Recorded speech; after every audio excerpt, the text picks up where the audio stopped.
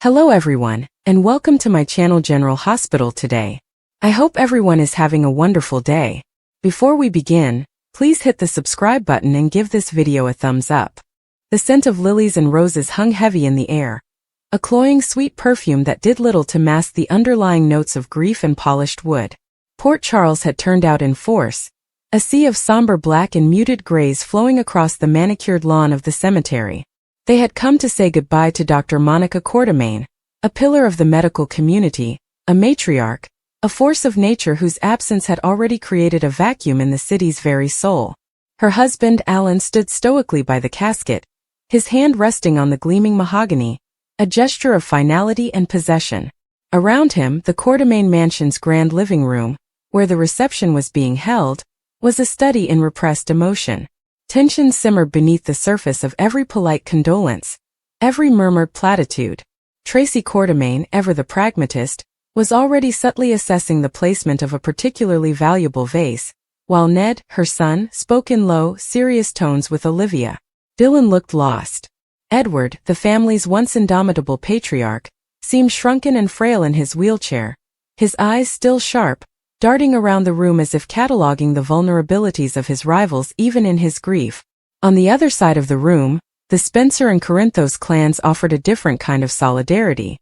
Laura Collins's face was a mask of gentle sympathy, while Sonny Corinthos stood with a protective air, his gaze constantly scanning, assessing threats even here, in this sanctum of old money and older grudges. Carly, never one for subtlety, looked genuinely upset, her hand tightly clutching Jason Morgan's arm. Jason himself was a statue of quiet intensity, his loyalty to Monica, the woman who had been a mother to him in so many ways, etched into the grim line of his mouth. The eulogies had been delivered. Alan's had been short, choked, and devastatingly sincere. Ned had spoken of her professional legacy. Laura had spoken of her kindness and strength. A respectful, mournful quiet had settled over the gathering, punctuated only by the soft clink of fine china, and the hushed whispers of the city's elite. It was in this lull, this moment of collective suspended sorrow, that a figure stepped forward. She had been standing near the back, a woman of a certain age, her own black dress severe and slightly outdated, her posture ramrod straight. Her face, while bearing an unmistakable resemblance to Monica's refined features, was hardened by a life that seemed to have offered fewer comforts and more hardships. Her eyes, the same piercing blue as her sister's, held not tears, but a cold, simmering fire. This was Joyce, Monica's younger sister, a woman seldom seen in Port Charles, a vague footnote in the Quartermain family history. The microphone from the earlier eulogies was still live. Joyce's hand closed around it with a firmness that made the sound system emit a low thrum of feedback. Every head turned. Alan looked up, a faint line of confusion creasing his brow. Tracy's eyes narrowed with immediate suspicion. "Thank you for coming," Joyce began, her voice not the soft, cultured tone of Port Charles society, but sharper, edged with a working-class accent from a distant part of the country. It was a voice that didn't ask for permission. "You all knew my sister in your ways. The brilliant doctor, the generous philanthropist, the loyal wife, the formidable Quartermain." She paused, letting those titles hang in the air. "You knew the monument, the ideal. I knew the girl. I knew the woman. And I think, before we put her in the ground and polish that marble statue to a high shine until all the realness is rubbed away, you deserve to know who you're really burying." A nervous ripple went through the crowd. This was not part of the program. This was not the script for a Quartermain funeral, which were meant to be exercises in dignified, wealthy grief. "Monica and I," Joyce continued, her gaze sweeping across the stunned faces of Alan, Tracy, Edward. "We weren't close these last years. Decades, really. She outgrew her roots, you could say. Moved up in the world. Found a new family with all of this." She didn't gesture to the opulent room, but her tone did it for her, dripping with a disdain that was both personal and class-conscious. "And I was happy for her. Truly. But happiness built on a foundation of lies has a way of cracking. Doesn't it?" Alan took a step forward. "Joyce, this isn't the time or the place," he said, his voice low but firm, the voice of a doctor used to being obeyed. "Oh, I think it's the perfect time and place, Alan," Joyce retorted, not even looking at him. her eyes now fixed on the closed casket as if she could see through the wood and satin lining to the woman within. Before the dirt is thrown and everyone goes back to their lives, comforted by their pretty stories. Because the story of my sister's life, the one you all tell, is missing some rather crucial chapters. She took a deep breath, and the entire room seemed to hold its own breath with her. Carly leaned forward, her grief momentarily eclipsed by rapt fascination. Sunny's protective stance shifted subtly, now guarding against this new verbal threat. Jason's jaw tightened. The great love story of Alan and Monica Quartermain, Joyce said, and now her voice was laced with a venom so potent it seemed to cut through the floral scent in the air. The talk of the town for years. How he chose her. How he loved her. How he stood by her through everything. She finally turned to look directly at Alan, her expression one of pure, unvarnished contempt. But he didn't choose her first, did he? And he didn't stand by her through the one thing that almost broke her completely. Alan's face had gone pale. Joyce, I am warning you. You don't get to warn me, Alan, she snapped, her voice rising, cracking through the room like a whip. You lost that right 50 years ago. You were married to her. You were her husband. And when she was pregnant with your child, your first child, you convinced her it was for the best. You and your family. That it would be a scandal. That it would ruin your precious career. That a baby would hold her back from her medical studies. You presented it so logically, so reasonably. And she was young and in love with you and she believed you. The gasp from the audience was collective. A wave of shock that washed over the room. Tracy's hand flew to her mouth. Edward stared, his aged face a mask of stunned fury. This was a Quartermain secret of the highest order, one buried deeper than any body. She didn't want to. Joyce pressed on, relentless, her own pain giving her a terrifying strength. She cried to me on the phone for weeks. But you were so persuasive, Alan. You arranged everything. You took her to that clinic out of state. You held her hand and you told her it was the right thing to do. And then when it was over and the grief and the guilt consumed her, when the depression hollowed her out, where were you? You were busy. You were building your career. You were being a Quartermain. You left her to drown in it alone. She almost didn't survive it.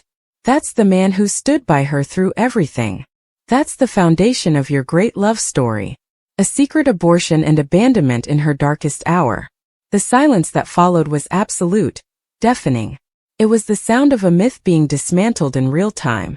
Alan looked as if he'd been physically struck, all the blood drained from his face, his hand shaking where it still rested on the casket. He didn't deny it. He couldn't. The truth was written in the devastation on his features. But Joyce was not done. She turned her fury on the entire family, her eyes blazing. And you, she spat, looking at Edward, at Tracy. This whole family. You embraced her. But only once she was deemed suitable. Only once she had proven her worth by surviving your world. You never knew the cost. You never knew the child she mourned every single day of her life after that. A grief she carried silently while she smiled for you at your charity balls and business meetings. She told me once, years later after Jason came into your lives, that it felt like a cruel joke. That she'd been forced to give up one child, and then was given another who needed her so desperately. It was her penance, she thought. Her second chance. The mention of Jason sent a new current through the room. All eyes flicked to him. His expression was unreadable, but the intensity in his eyes was terrifying. Joyce wasn't finished twisting the knife. And that's not even the only child you didn't know about, is it? Another wave of shock, even more potent than the first. What else could there possibly be? After Alan, Joyce said, her voice dropping to a corrosive whisper that forced everyone to lean in to hear. After the divorce the first time, when she was lost and vulnerable, there was another man. A musician passing through town. It was a fleeting thing. A moment of weakness, of trying to feel something other than the pain Alan had left her with. It resulted in a pregnancy. She was terrified. Ashamed. She couldn't face another procedure. She couldn't face the judgment of this town or this family. So she went away. She had the baby. A little boy. And she gave him up for adoption because she truly believed she was unfit. That she had failed one child and couldn't risk failing another. Especially not as a single mother in the shadow of the Quartermain name. The room was spinning. Tracy looked faint. Ned was staring, his mind clearly racing. calculating the implications, the potential heirs, the threats to the fortune. She never told a soul, Joyce said, and for the first time her voice broke, revealing the raw, sisterly grief beneath the anger. Not Alan, not any of you. Only me. She carried that guilt, that sorrow for 2 children, for her entire life.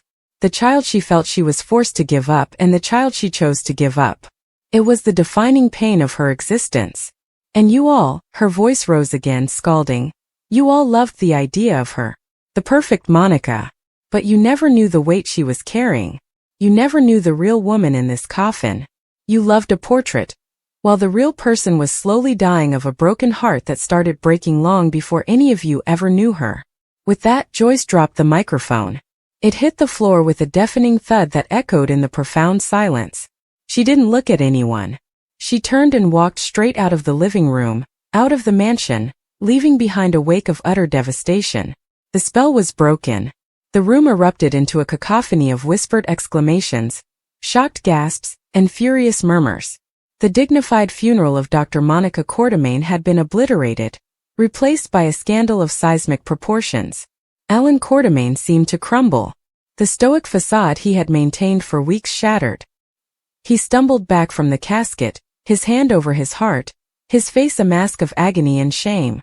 He was immediately surrounded by his sons Jason and Drew, their own faces a complex storm of confusion, betrayal, and a dawning horrific understanding of their mother's lifelong sorrows.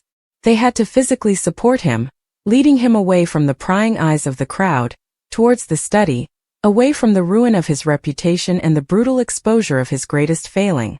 Tracy Quartermain's grief was instantly subsumed by pure, unadulterated fury. She stormed over to Edward, who was sputtering with indignation. "Did you know?" she hissed, her voice low and venomous. "Father, did you have any idea about any of this?" Edward could only shake his head, his eyes wide with a mixture of horror and a strange, perverse thrill at the new explosive dynamics now in play.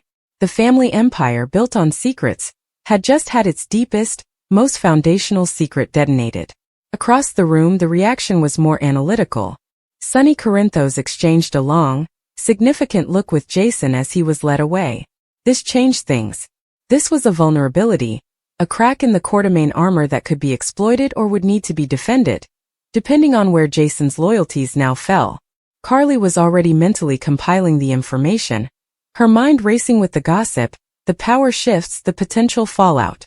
Laura Collins looked heartbroken, not just for Monica, but for the sheer unnecessary pain of it all. She had seen so much darkness in Port Charles, so many secrets that festered and poisoned lives. This was a classic, tragic example, and it pained her deeply. But the most significant reaction perhaps was the one that wasn't immediately visible.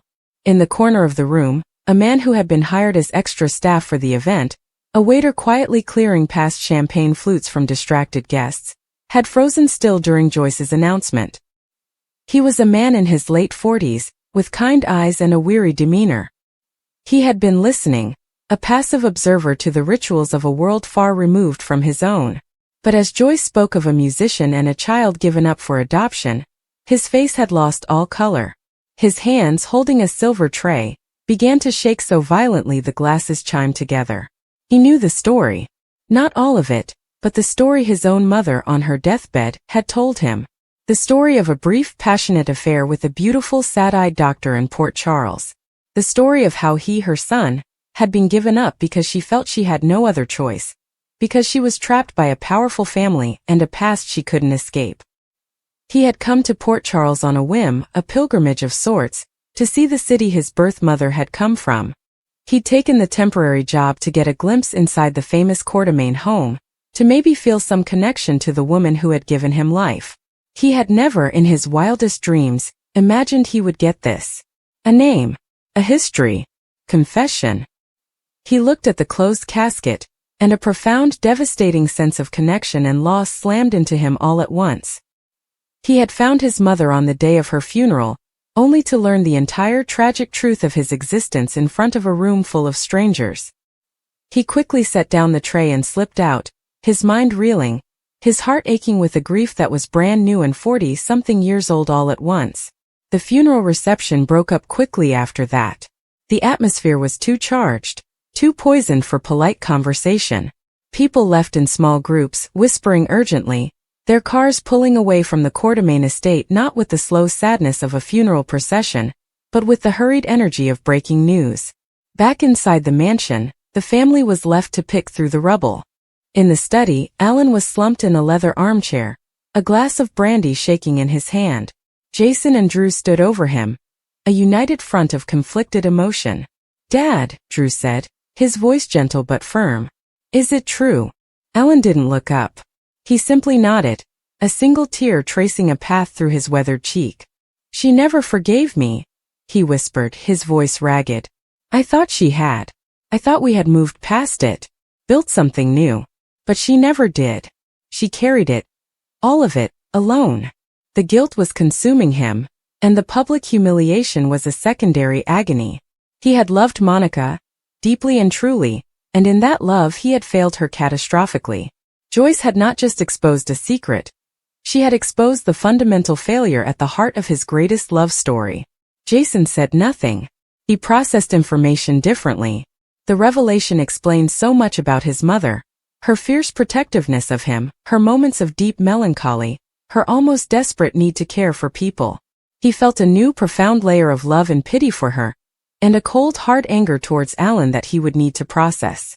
But more immediately, his protective instincts were on high alert. This secret was out. It was a weapon. And in Port Charles, weapons were always used. In the living room, Tracy was already on the phone with her lawyer, her voice sharp. "I don't care about the scandal, I care about the precedent. If there's another heir out there, some musician's bastard, we need to find him before he finds us. We need to control this narrative immediately." Ned was trying to calm her, his mayoral demeanor kicking in. "Tracy, this isn't a corporate takeover. This is our family. This is Aunt Monica's life, which is now a matter of public record and potential litigation." Tracy shot back. That woman didn't just mourn Monica. She declared war on this family's legacy. The fallout was immediate and far-reaching. By that evening, the news had spread through Port Charles like wildfire. Diane Miller was already considering the legal implications of a potential new Quartermain heir. Hamilton Finn at the hospital heard the news from Elizabeth and felt a deep sadness for the complex woman he had respected so much. Scott Baldwin smelled a lawsuit, his eyes lighting up at the possibility of representing a long-lost son against the mighty Quartermain empire. And the waiter, whose name was Leo, sat in a cheap motel room on the outskirts of town, staring at his own reflection in the dark window. He had a name. He had a history. He had a family that had caused his mother immense pain. He didn't know what to do. Should he come forward? Should he demand recognition? Or should he disappear again, leaving the ghosts of Port Charles to their haunting? The choice was his, but the revelation had already been made, and its consequences were already unfolding. Monica Quartermain was gone, but in her death, she had unleashed the truths of her life, and they were more powerful and destructive than any ghost could ever be. The battle for her memory, for the Quartermain fortune, and for the very truth of the past had just begun, and it promised to tear the family apart in ways they had never anticipated. The foundation of the Quartermain dynasty, built on so many buried secrets, had finally cracked open, and from the fissures the past was crawling out, hungry and demanding to be heard.